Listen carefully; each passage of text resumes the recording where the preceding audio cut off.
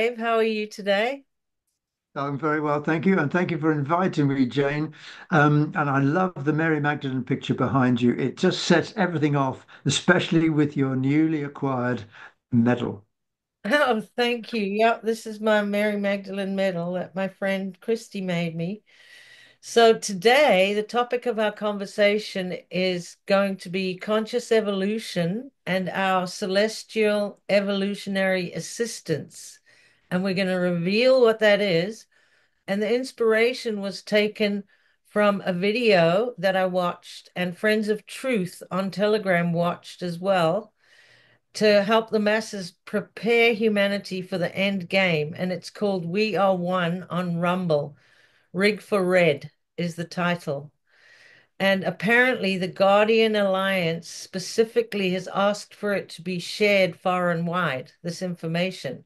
So I thought we'd take it one step further because there's lots of unanswered questions in the video, and Friends of Truth have asked questions as well. So I would say that this information is vital to anyone who's trying to expand their consciousness. And apparently, on February 28th, all seven planets are going to gather on the same side of the sun. So, with the start of this great planetary alignment, Mercury is going to join Mars, Jupiter, Uranus, Saturn, Venus, and Neptune as all seven planets align in the sky. And the Guardian Alliance is said to be sending a message to us saying that the zodiac structural principles, being both energetic and geometric, are being aligned to the alchemical laws hosted by your favorite star, the crystal star. And furthermore, they're saying that the weakening of the Earth magnetosphere and the solar system's heliosphere are getting exponentially weaker, which is allowing an increasing saturation of cosmic rays coming into our inner solar system. So, long story short, the returning of the spirit to the center of unity or the process of inner unification is activated as a law. So, for the first time, Dave, apparently, according to the Guardian Alliance, and I know you've got a million things going around in your head that you want to say, but just hear me out, okay? For the first time, a silver gold frequency is being transmitted to our sun and planetary body through the silver ray, dissolving into the golden gate. And this alignment begins a new exposure and is transmitting a new substance, which has qualities of both elemental water and elemental ether. So this is carried in a mixture within these plasmic silver gold liquid light frequencies, which makes it fire water. So they go on to say that fire water is a new spiritual element being created through this alchemical process transmitted to Earth and humanity. So the river of living waters from the Mother's Creatrix, the rainbow crystal waters, are going to flow out from the throne of Prime Creator Source and unify into the dimensional door of the Golden Gate. The highest emanation of this mysterious elixir is both silver and gold, the chalice of God, which opens the portal of the Golden Gate. So I'd love to hear what you have to say about that. And also, if you could tell us real quick what the Golden Gate is. Really, with regard, I mean, I have heard of the Golden Gate, but that was long, long ago. And I'm sure that this Golden Gate is substantially different from the ancient one that I have heard about, which is a lower dimensional gate. But so this one sounds truly divinely created at the very highest levels. There are some very, very high level radiation energetics that operate in celestial realms, like, for example, the Alanya Tapea Urea Conservatory, a conservatory, which is very interesting. You know, we use the word conservatory. This is a conservatory to do with kinship. And the Elanyatopeia urea conservatory is a family type collective where everything is one. And this Elanyatopeia urea conservatory are actively working and have been for some time with the Alhambra collective. And the Alhambra collective are actually on planet Earth now in 5 different cathedral complexes. So I think that what we're looking at is that with regard to the one, the law of one being the primal law of the cosmic divine design, um, it what's happening is that that particular idea is that concept is being unlocked to release so many of these vapor essences, these rainbow essences, which are connected with the rainbow rays, from which we get our word rays. It comes from raysas, meaning the rays. We are the rainbow people, the rainbow warriors, but that comes from energetic vapor essences. There are 5 vapor essences which are released and they become illumined essence within us as we expand our consciousness. In fact, we breathe this illumined essence into the whole of our life field here on planet Earth so that they can expand consciousness as well. With regard to all the things that you're talking about, which is really fascinating, the Golden Gate and the silver vapor, whatever that was that you'd mentioned, sounds like the silver seed awakening, which was long prophesied. But with regard to giving details to help with understanding of the video that you mentioned, I can only go that far. I apologize. It's okay. I should have sent you the video so that you could watch it first. So I'm sorry to take you by surprise, Dave. Oh, there's lots more. So brace yourself. The Okay. the planetary fields and humanity are coming to experience the next phase of the planetary ascension cycle, which is the bifurcation or splitting of time. So as we move into future time, the forthcoming split occurring between timelines will govern our continued conscious evolution expression on the Earth plane. So, can you, Dave, briefly explain how our Earth was distorted using the false light geometry of the phantom matrix so that we know what it is we're splitting from? Thing is that there is an original stream of consciousness which comes down, and we are a part of it. We are incarnated out of that original stream. Our particular stream, a family line of consciousness, is the Melchizedek. But there are many of them. There's 24 of them actually in each time matrix, and there are millions of time matrices. So there is an original stream of consciousness. And within that original stream of consciousness, which goes on in our Earth years for could be trillions of years, within that original stream of consciousness, there are 12 probability future time cycles. You can have 12 probabilities of contrast. In other words, you have free will to contrast, to experience contrast in your holographic realms of life and living. And you have 12 probabilities of them. Now, what happens when the shift occurs, when there is a shift within the holographic realms and the resonant frequencies, the angular rates of particle spin are shifted very dramatically, what happens is that uh, life forms can step out of the original 12 probability lines of experience. So that's what's happened in our time matrix. It happened in many of them, the Visadak and the Wisadrak and the Chantarelle uh, time matrices also shifted. And what that does basically, it allows for the creation of many, many different timeline future probabilities for all of the life fields. So one's experiences get scattered into various probable futures. And that's what's happened on Earth many times, where Earth's probable future for humanity has been shifted and taken us on a different route, which would have absolutely changed everything about who we are. And we were threatened with that many, many times. And each time the Guardian Alliance had to endeavor to pull us back into some form of at least the original stream of consciousness.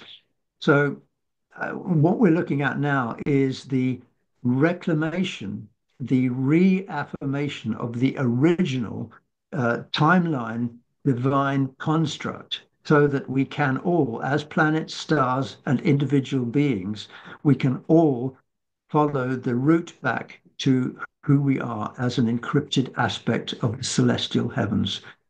So it's very, very complex.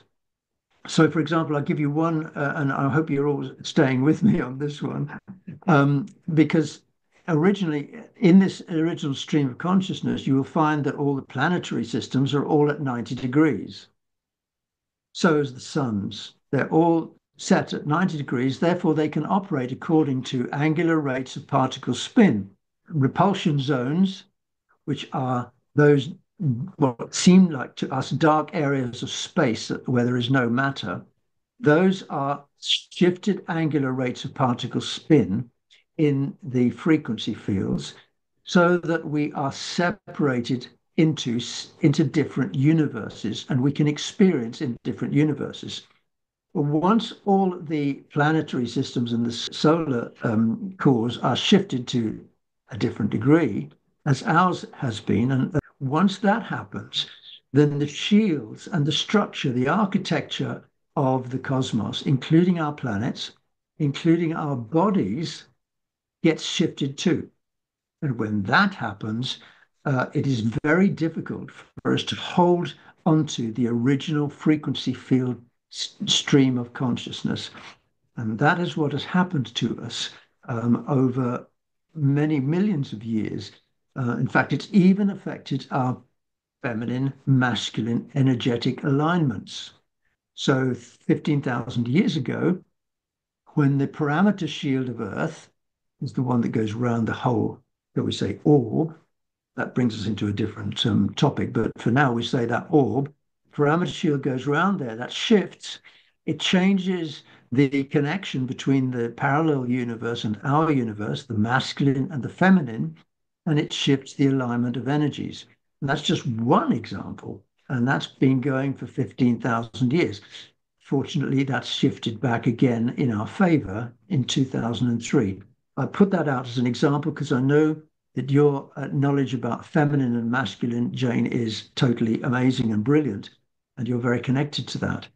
But it's just one example of all of the distortions that have happened in our holographic matrix, and where we've been taken away from the original conscious stream of probable futures and shifted into where free will disappears and the law of one vanishes. So now could you explain just very briefly about the difference between the flower of life, the Metatronic Death Star part of it, and how they overlaid that into the sacred geometry of the 12 so that people understand that this has also been done on a structural level to our entire organic construct. Well, yes, it is happening. It's affecting or it has affected the whole architecture of our holographic universal realms, which operate according to, the stream of consciousness, the original aspect and energy of source. So the architecture is shifted, and that has an effect on the energetics come through that system. So our system got shifted 23.5 degrees, whatever it is, 22.5, I can't remember, but it was shifted. And that meant that it could no longer access fully all of the energetic flows of a source of the divine energy. They were interrupted, and so they became intermittent. Now, the beings who were of very high dimensional technological understanding realized that they couldn't access the flows of source itself because those flows operated according to the stream of consciousness. And when the shifts happened and the architecture changed through for lots of different reasons, then the energetics changed. And that meant that you couldn't access completely all of the natural energetic flows of source. So that meant that if you were living on a distorted world, as we have been, and the fallen angelics were operating that world and controlling it for themselves, they couldn't access all of the energies. So they had to figure out a mechanism or series of mechanisms which would allow them to steal the energy source, to suck it out of the spirals that were going through our whole system. And that created an artificial mechanism for storing, releasing, transmitting energy, which could be controlled exclusively by those beings who held the controls of the artificial mechanisms. That's Fibonacci spiral and so on, and the golden mean. And by the way, that doesn't mean that those mechanisms don't work. They work brilliantly because the Great Pyramid of Giza was built according to the golden mean standards. So those things work in a fallen, distorted world. It's just that they aren't natural and they aren't expansive and they don't lead to the consciousness re-evolution of souls. They lead to contraction and compaction, which is the exact opposite. Can I Full source, sorry. Yeah, can I just interrupt that and say, do you think that the main goal behind all of that was to prevent the angelic humans and the indigos and everyone from ascending, right? Because once we've ascended, we're out of their realm and they can't suck from our energy. Is that correct? Well, broadly speaking, that is correct. Yes. And the reason why they didn't want us to ascend, and as for example, all of you listening now, and Jane and myself, we're angelic indigos, whose primal and pre-ancient purpose has been to help our whole universe, including the life fields and ourselves, to re-enter the original stream of consciousness so that we can ascend back to where we never really left. Um, if you get my meaning from we're in the worlds of illusion, we want to go back to the one reality, the original reality that exists. However, we've been tracked here, we've been followed here, we've been brutalized in many different ways, and we all know this now, so that we can't ascend. We've had our DNA strands reduced, dismantled, affected by so many things. Latest things, of course, the vaccines. These were all attempts to prevent us from stepping into our true power, which is to help the whole universe to ascend, which is, of course, what is happening now. But with regard to those beings who actually controlled the distorted universes, including Earth, those beings have essentially lost their seed atom. Now, the seed atom in the Azure here, where we call it the thymus, when you see gorillas tapping themselves, when they do that, that's an elemental attempt to reinvigorate the whole system so it becomes stronger. That's what we do when we do that. Another one is breathing. If we breathe, that reinvigorates the whole system through the Azure, because that Azure connection point, the seed atom, actually allows us to receive all of the eternal energies that are flowing through. Now, if you don't have a seed atom, the spark of creation, you're in big trouble. You cannot access any energies. You have to steal them. And that's where everything got put together in distortions. And we have so many artificial mechanisms for stealing energy. Why, look, even Jane, just look at the way we have been running money control for 500 years.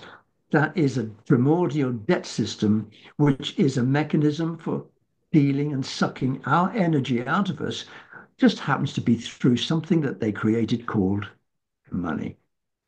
So you asked at the very beginning, and I hope I'm not boring everyone here, but you asked at the very beginning about the flower of life. Well, there are two flowers of life.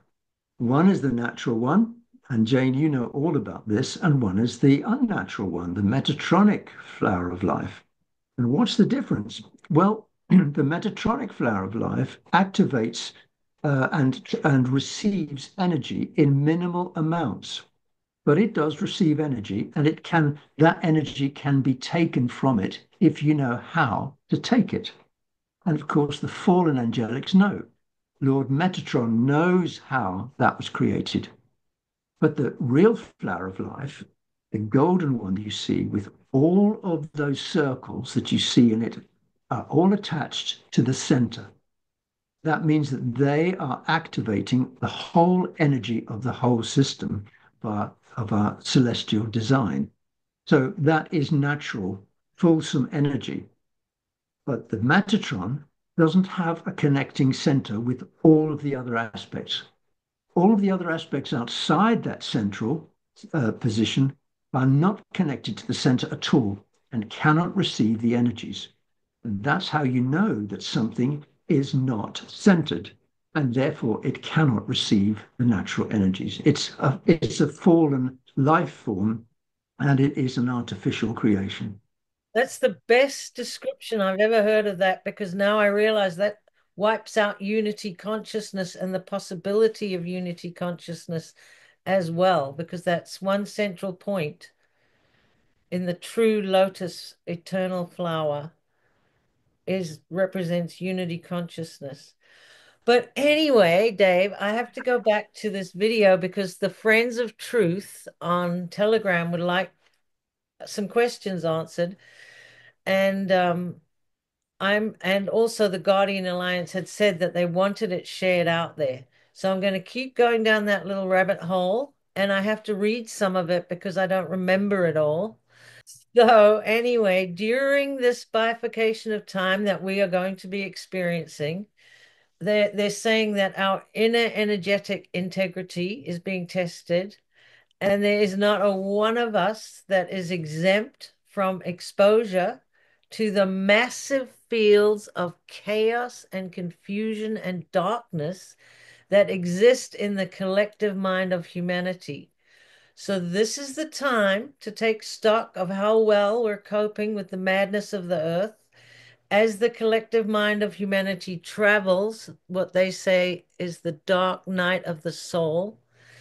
And our self mastery is now measured through how we personally deal with stress and chaos, whether we're asleep or awake, it doesn't matter. And then the higher the quality of overall energy, the more stable and connected the personal and environmental experience on Earth will be. And the lower the quality of overall energy, the more unstable and disconnected the personal and environmental experience on Earth will become. And we have to sort of think mirror and remember that the low frequencies are unstable. So I'm just telling everyone here, whenever you're in low frequency, you're going into an instability quagmire. So we really need to focus on maintaining these higher frequencies as much as we can. And the woman on the show, her name is Whamma Jamma, and she said there's three sections in this bifurcation of time right now. Obviously, 3D, 4D, 5D, and obviously 3D is the lowest. And she's saying that all the low vibrational creatures that we've been fighting for millennia, the Illuminati, the Dracos, the Luciferians, they'll all be eliminated from planet Earth. She said, all of them. And these are individuals who do not have a stable connection during the bifurcation. And I'm just guessing here they don't have a stable connection because they're not connected to Prime Creator Source. So then the next stage is 4D. So then Whamma Jamma said that the vast majority of people will go into 4D. So just hang on. I know you just were biting at the bit there, Dave. She says this is a layover space because these people are not quite at that high frequency, but they are capable of getting to that high frequency. Then in the 5D frequency, these are the high frequency individuals, those individuals who've done the work, those in the entire populace, everyone on earth who have overcome all the assaults on our minds and bodies. You were talking about that earlier, what they've done to us, the vaccines, We're practically, it's not even safe to have a child in the United States today. They'll try to poison your child in utero. The hospital tries to poison your child on the first day of life. Your pediatrician tries to poison your child 84 times before the age of 18.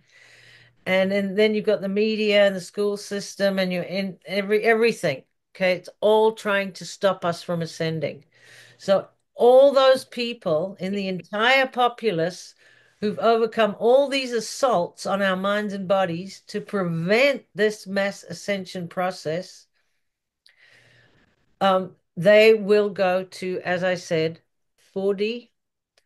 Then she says that the individuals who are not physically capable of ascending, so I'm assuming because of the assaults on their bodies and minds, but they are pure of soul, they will automatically ascend to 5D and bypass 4D.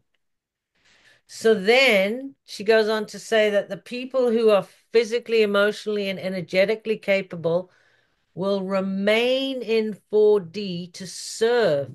And this is where the humanitarian projects come into play and the restoration of Earth and the angelic humans and all the people who were meant to be here at this time. This is where we're going to unite to restore the planet and humanity.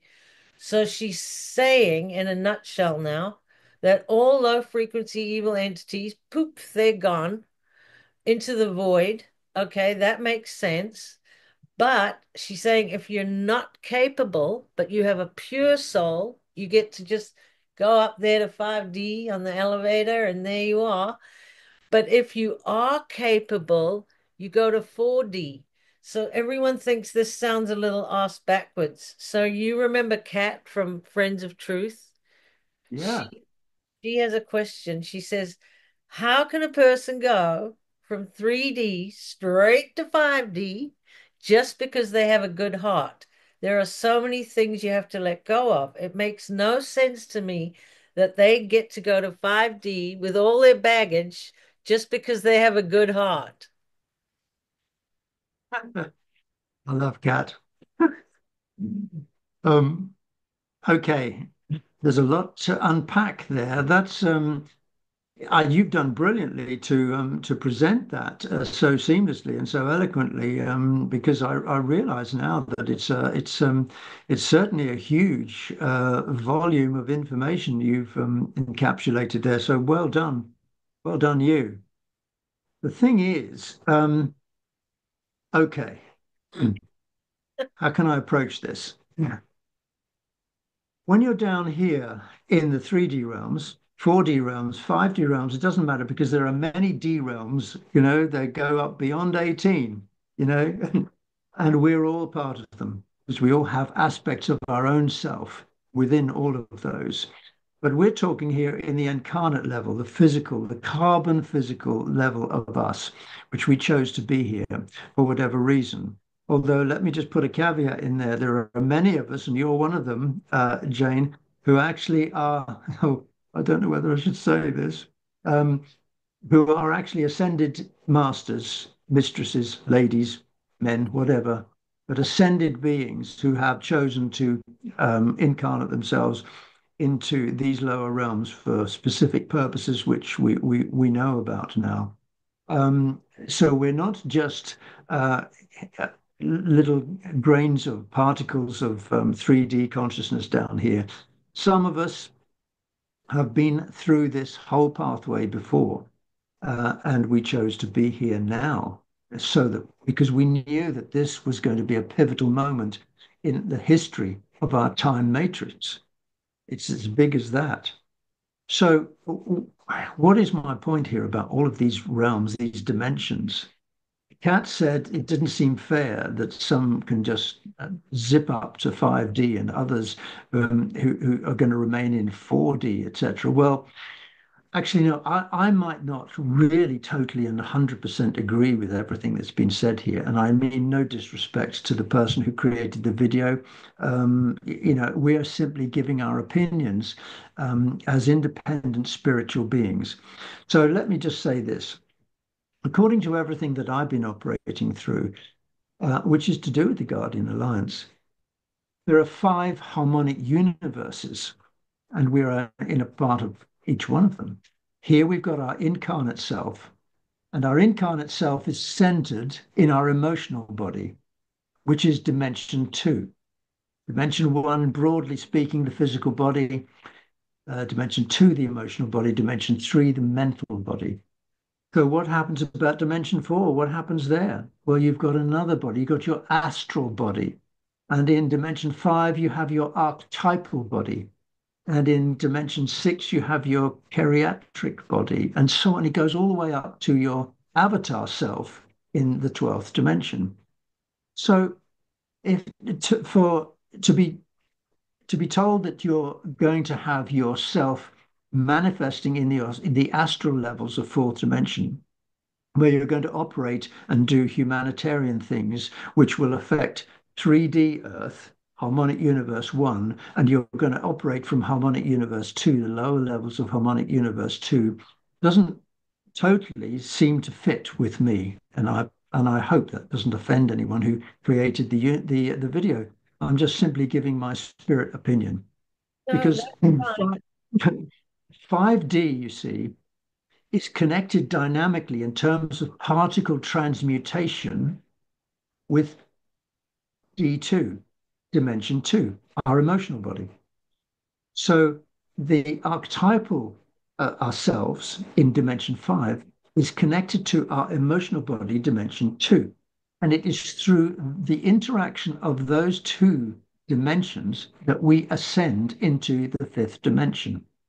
And Wow. it's the fifth dimension, which is central in harmonic universe two, because it's four, five, and six.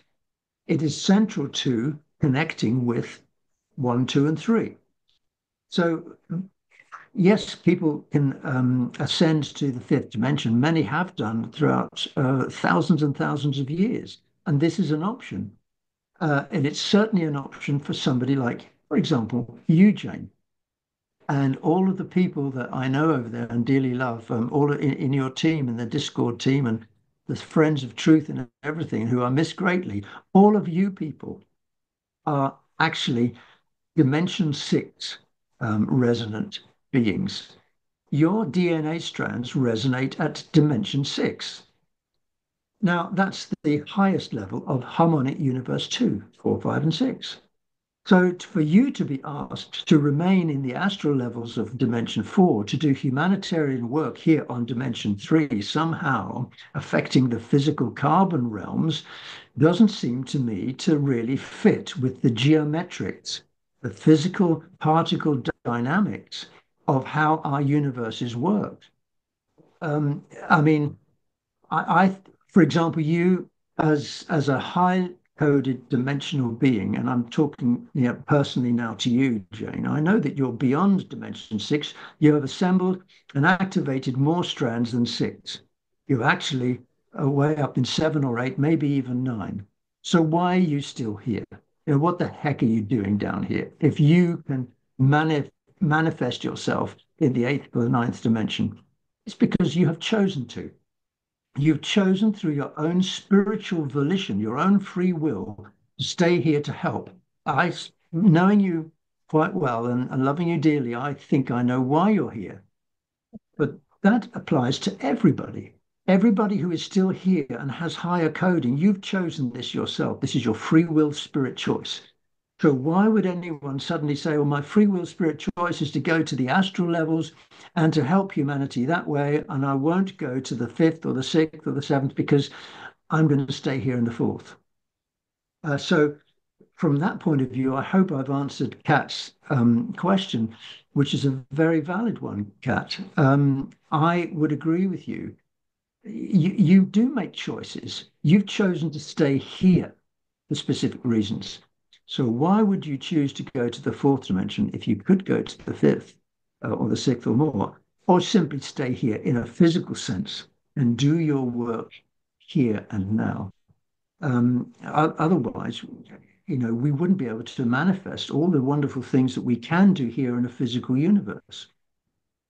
Well, that was such a really amazing answer, Dave. I was going to carry on and tell you more of what they were saying in this video, but I think you've done like super loops out of the level of the video that's on, because she goes on to talk about things like when everyone jumps to 5D, they're going to leave all their houses empty, and then the people who are homeless can move into the homes. She says, think mirror, it's the same. Your neighborhood is exactly the same, but the houses are empty because all these people have gone to 5D, and now we can solve the homeless problem. It just seems a little bit too localized and easy, and the recipe, I don't know. So I think I should maybe leave that video alone now. And Well, maybe you could tell us, which I've wanted to know for a long time. You coined the phrase recently, reality fields instead of timelines, and everybody just loves that. So I remember when I was last speaking to you, you told me about the 14 different timelines, which are now reality fields. Do you feel like you've covered those today already in our conversation, or would you like to briefly explain a little bit more about the 14 timelines? well, crikey. Well, actually, I switched. You were there. Actually, we had that meeting with Sasha, and yeah, and he asked me. He said, "I don't like timelines anymore. We're not going to talk about timelines, so forget that."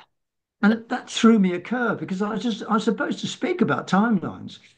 So I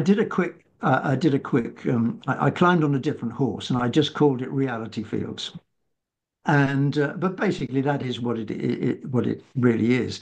There have been many reality fields, and I tell people don't get uptight about reality fields because you're existing in many of them that you create, and of course a lot of them collectively have been created. You can't eliminate the collective reality creation either. A lot of them are created for us, particularly, for example, in modern times by mass media or TV or Hollywood or all sorts of things.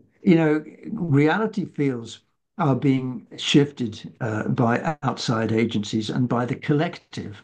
Okay, so if you can get the whole collective to believe that eating bananas is the only thing that will give you health, you will find yourself on a reality field out picturing, meaning that you only eat bananas because the collective has put that reality field into your personal reality field.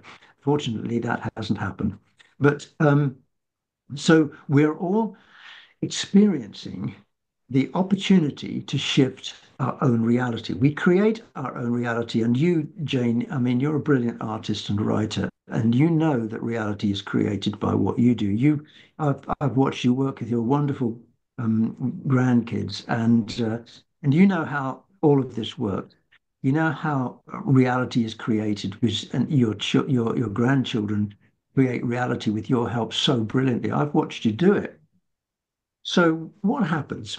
Every single moment we have a choice, and that's free will. That's what we came here for. The contrast of all the different free wills that we can have. We can have not just vanilla ice cream, we can have 100 different varieties of ice cream, and it's our choice.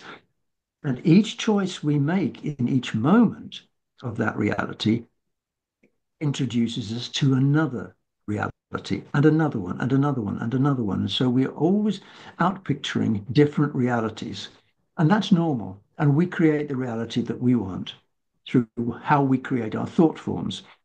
So, with regard to all of these different reality fields that have been created, well, okay, let me just give you, I mean, there are lots of them that have been throughout our history. Let me give you an example of one. That was the Great Flood, which is mentioned in the Bible. And Noah apparently rescued the whole of humanity and the rest of the life field because he took two of everything and put it into the ark. And if I sound as though I'm slightly knocking this idea, I'm not really.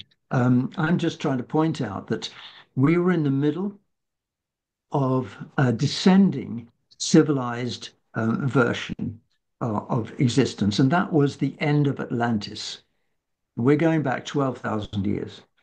So Atlantis was our reality field. We lived with the knowledge that Atlantis existed. And because Atlantis existed, we knew in our reality field that other beings from other planets and other dimensions all existed. And we knew that we were part of a soul matrix family. That was our reality field. So, what happened when there was the flood, which destroyed so much as it did and eliminated Atlantis? The final time it eliminated Atlantis. Well, that took us onto a different reality field. Our memories, for a while, remembered the old reality field of Atlantis and our connection with space, time, and dimensions and soul matrices. And then after a while, being in the Stone Age where we had to restart again with no free energy, no slowly eroding memories, and having to survive through getting energy, food energy from other sources. Once that started, we were on a different reality field. That is what I call the primordial debt, original sin reality field. And that took us along, we're not allowed to say timeline, but we introduced another reality field, time avenue. And we've been living in that one. But have there been any changes in that one? Of course there have, yes. I won't go through all of them because we don't have enough time here. But and anyway, I've written a book about it. Yeah. Um, so, so, but yeah, times do change. I mean, for example, major conflicts, major conflicts and wars, etc., shift the timeline or the reality field very slightly and move it into a different direction. And of course, I can tell you that the COVID scam and the vaccine output was designed to take our evolution into a different direction, to give us a different reality field, to make us step into a new avenue of time. And we came real close to having that done to us. And so those are the reality fields can shift at any time in the distorted universes. We've been running a very fine line, Jane, for thousands and thousands and thousands of years when we could have actually totally disappeared from the evolution of life Well, it seems as angelic humans. it seems to me that it was people's consciousness that refused to go along with the new reality field that stopped it. The people that were thinking about what was going on. But just quickly to jump back, you kind of legitimized the Stone Age when you mentioned it. Were you saying Stone Age or were you saying Stone Age? Stone Age. Okay, good. Because I just want to make sure that people know that we didn't come from primates like they try to tell us, because that's what the whole Stone Age was trying to tell human angelics, that they were lesser than, that we were evolving toward progress and materialism, and this was our physical evolution. That was another little trick they pulled to move our evolutionary reality field away from what it was supposed to be going toward ascension, right? Yeah, well, it's supposed to be going towards expansion of conscious awareness, Jane, as you know, and all your listeners here know. It's our evolution is bio-spiritual, but it's essentially spiritual, really. It's the expansion of our conscious awareness of self. Our whole story, all of our narratives, Jane, are to do with one thing in the end. If somebody said to me, Dave, what's the meaning of life? One word, please. Identity. This is all about identity. It's who you are. And do you know who you are? Not are you, Mr. David Emery, Esquire, a name in capital letters given to me by the government. That's not me. And all of these other different things, which we can call, oh, I'm a father, or I'm a tennis player, or I'm a speaker. No, no, no. What's your real identity? So, real identity is encompassed by the expansion of your own awareness of self. Now, what happens in the distorted universe is the exact opposite. So when you mention mirrors, you can see this is the inverse mirror effect, which is contraction, where you don't expand your awareness of self. In fact, you abrogate it to something else. You believe what other beings tell you you are. Oh, you're out of the Stone Age. Yeah. You're from the apes, the primates. Yeah. So you've been walking from Africa and you just happen to get lucky and be here in England or in America. Yeah. Now that is contraction of conscious awareness of self. That's where you are simply obeying or listening to or believing what a different identity from what is real. So we've got the two things, contraction and expansion. And we're on the reality field expansion of conscious awareness of self. And regarding that too, I believe that our adversaries, the invaders of this earth, whoever they may be, and all of their names, they had access to our galactic history and the cloistered Dora Tira plates. And so they had advanced information about us that we didn't even know about ourselves.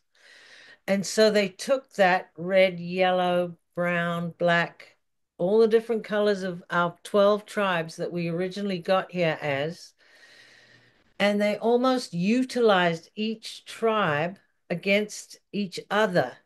So that on top of that, we didn't know this. So we've got to a point in our history where people are blaming the white man. The white man, he's so terrible. He's just don't give him a job. He's so privileged and he destroyed everything and he's responsible for colonialism and all of that stuff. And we've bought it, but we're all part of the same original angelic human tribe. So I just want people to know that it wasn't the white man who did all that. It was the people who had them on their little puppet strings, having them running around forming like the Roman Catholic Church or the Khazarian Mafia or whatever it was. And they were doing the bidding of these Dracos and so on that were trying to control our Earth. So anytime you are hostile toward any race, no matter what color it is, you are buying into their system and perpetuating their rhetoric of division. And if we do that, we are never going to get to unity consciousness. Oh, really well said. I admire your eloquence there and your passion as well, because that was a passionate speech and it was so well required at this particular time. Yes, we have been conned into them and us, and divide and conquer and all of that. They've been very, very clever in all of this. And you're quite right to point out about the connections that we all have as one. In fact, the original color schemes for angelic humanity were the Ur-Antrians, Lemurians, they were brown skins. The Brenau, they were redskins. They came out of Atlantis and became North American Indians as well. There was the Melchizedeks, originally yellow skins, the Hebrew and the Aryans, white skins. And then, of course, the Uniseti were black skins. That's going back 250 million years ago. So how do we get here?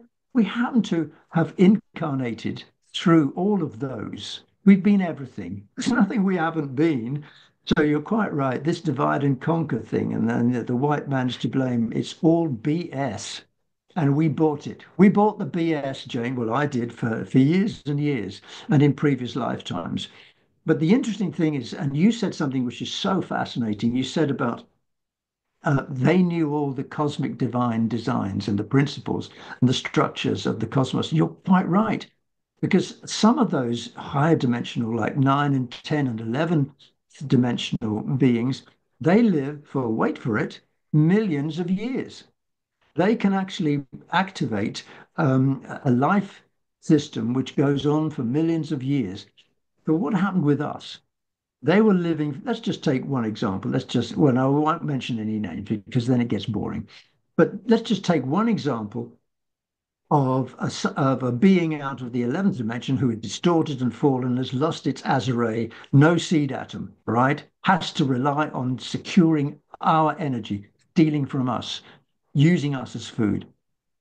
How can that particular being living for 1 million years, stop us from stepping into our true celestial power, which is so vast, it would eliminate this being, this 1 million-year-old being's opportunity to control the universe?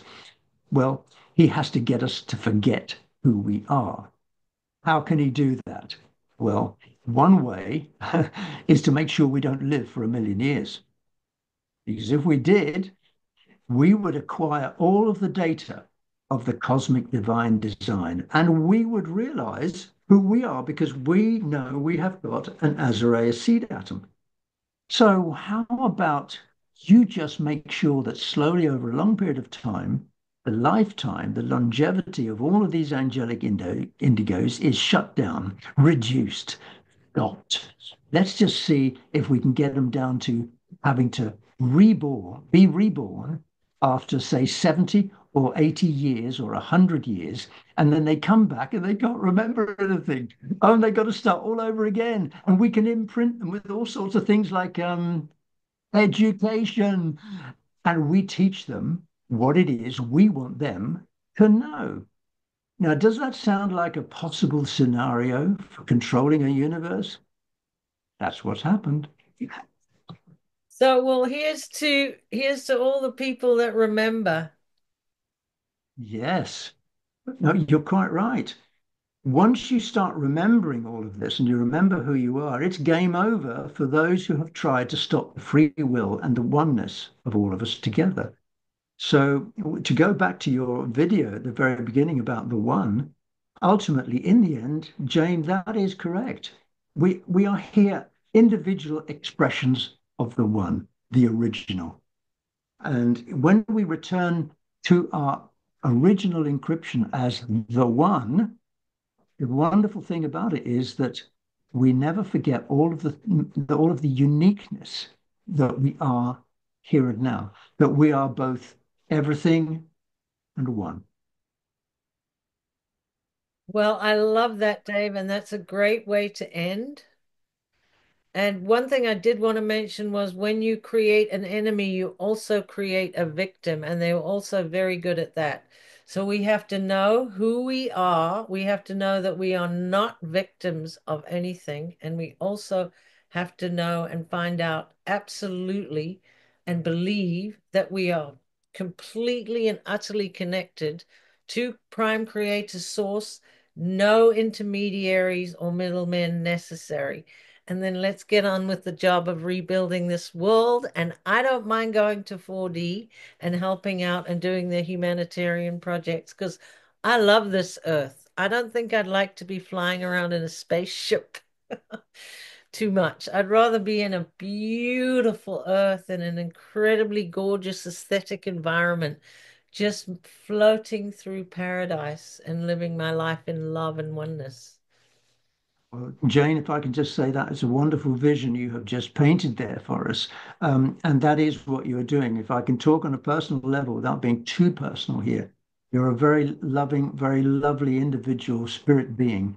And what you are creating for our earth now is coming through your visual skills, your artistry, your creative power in writing, but particularly in your visual arts.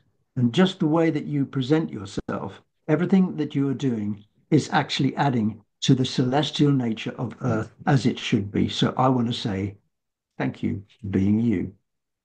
Well, thank you very much, Dave. And I send you the highest of accolades for you being you and introducing me to our galactic history and science.